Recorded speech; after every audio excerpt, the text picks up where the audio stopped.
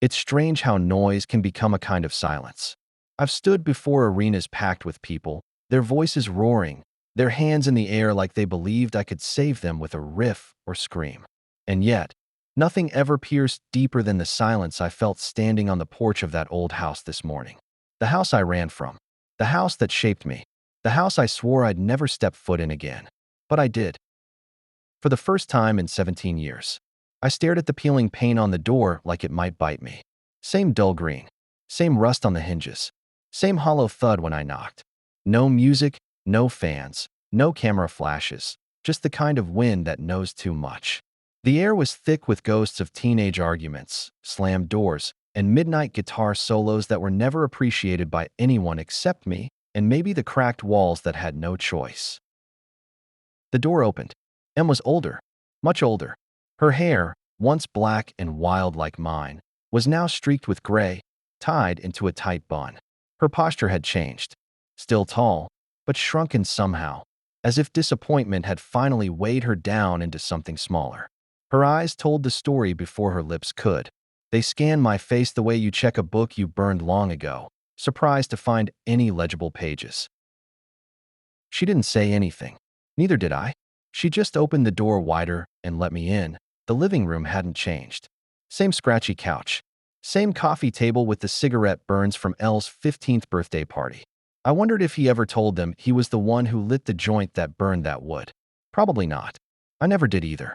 Funny the things you remember, even after everything else gets erased. F came in next.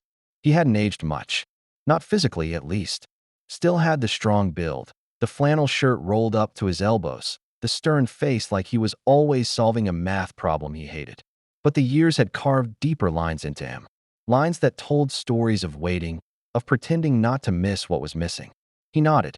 I nodded back. We were never good at words. I sat on the edge of the couch, trying not to sink into it like the past.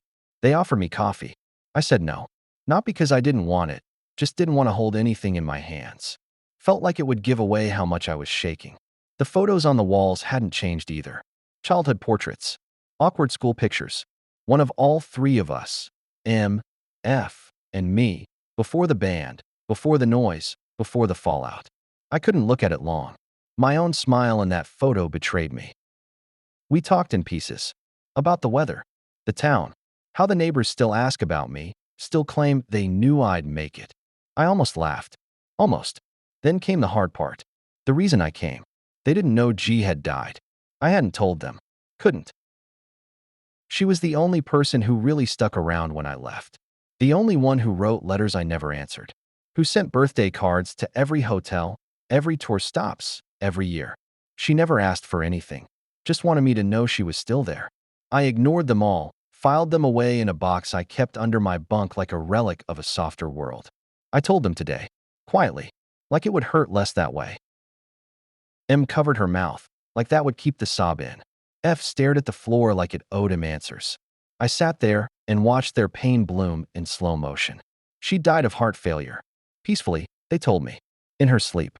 No pain. Just gone. I didn't go to the funeral. Couldn't face that casket. Couldn't let the tabloids turn her into a side story.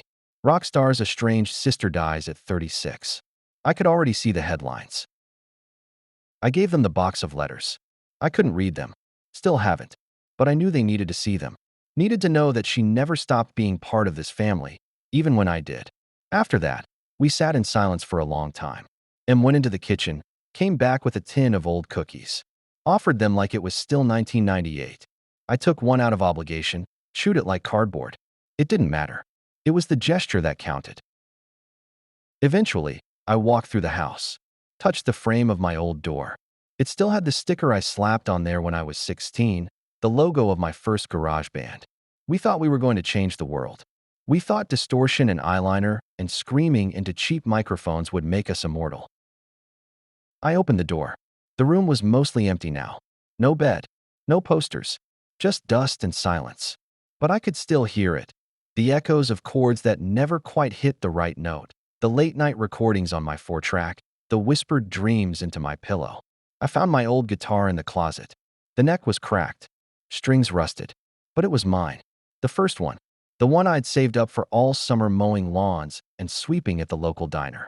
I took it out, sat on the floor, and let my fingers find the shape of a song I used to play before the world got loud. Em stood in the doorway, watching. Her eyes softened, and for a moment, I saw her as she used to be. The woman who bought me that first set of guitar strings even after saying music was a nice hobby, not a future. I never forgave her for not believing. But maybe I never forgave myself for needing her to. F came in too. He didn't say anything, just sat on the bed frame and listened. I didn't play a full song, just enough. Enough to remember, enough to bleed a little. When I put the guitar down, there was a weight in the air, like something old and ugly had finally been spoken, even without words. They didn't ask me to stay, but they didn't ask me to leave either. Before I left, I stood on the porch again, looked back at the house, tried to take a picture with my mind, one I'd remember next time I was on the road, in a hotel room with a mini bar and no clocks. Em hugged me. Her hands were cold. F patted my shoulder, awkward, but real. I told them I'd be back. I meant it. I think. I don't know if we'll ever be the way we were. Maybe we're not supposed to be. Maybe some wounds don't close. They just scar into new shapes. But I came home. That counts for something. Tomorrow, I fly out to LA. Another tour. Another city. Another crowd screaming my name like they know me. They don't. Not really. But that's okay. It's the music they love, not the boy who left home and only came back when death called. Still, I think G would be proud. Maybe not of everything I did, but of the fact that I went back, faced it, played a few notes in that old room. She always said music could fix anything. I don't know if that's true, but today it stitched something, even if just a little.